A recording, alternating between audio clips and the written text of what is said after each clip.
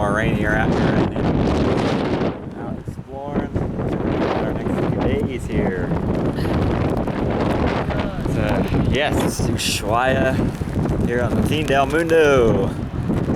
I'll go ahead and explain what our current situation is. We actually talked to our tour guide and we're actually going to be on a longer cruise. There's our old ship right there, busted. It's about 5 o'clock right now. There's the Ocean Endeavor, supposed to go out at 4. We're supposed to be on that, and it's sitting there all dead, and I think that's like the damage that it possibly. Anyways, yeah, we're gonna be on an 18-night cruise now versus just the 10-night, so almost a double length cruise on the Poseidon Expeditions Sea Spirits. We're gonna get to go to South Georgia as well as the Falklands for like a very small upcharge.